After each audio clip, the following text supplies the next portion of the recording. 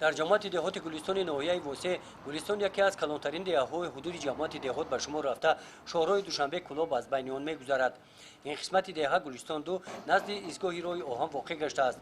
فرآمدن سیل روزهای دوم پنجم ایون با وجود آنکه به خرجمی‌ها ضرر اقتصادی رسانید ساکنان دهه را راه افتاده نکرد.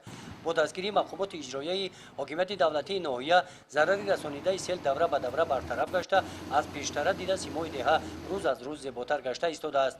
ساکنان دهه دیوارهای کهنه با پاخته لوحی ساخته شده را با دیوارهای زمانوی عوض می‌نمایند.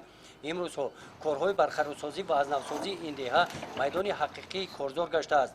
کارمندان تشکیلات مؤسسه‌های ناحیه به این دهه آمده در کارهای ساختمانی در پهلوی ساکنان هستند. روزهای استراحتی این هفته کارمندان مؤسسه‌های تعلیمی حدود جامعه دهات گلستان طریق حشر در کارهای ساختمانی راهی بین کوچه‌های دهه اشتراک نمودند.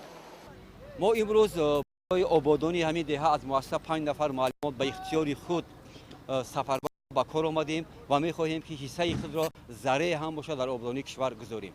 با دستگیری معلمان راههای محلی شغل‌پوش کرده شده مسافت زیاده از 3 کیلومتر شفط راهها جویبار کنده شدند. طبق نقشه مقامات اجرایی حاکمیت دولتی ناحیه وسه دستگیری وزارت مالیه جمهوری تاجیکستان بعد انجام کارهای شغل‌ریزی کارهای اسفلت‌خوابانی این راهها شروع می‌گردند.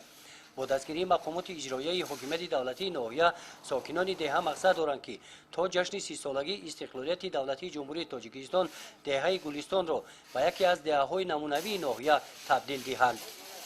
گزارش خوجا نظریف خدای نظر زهرف از ناحیه وسه برای برنامه اطلاعاتی نوید.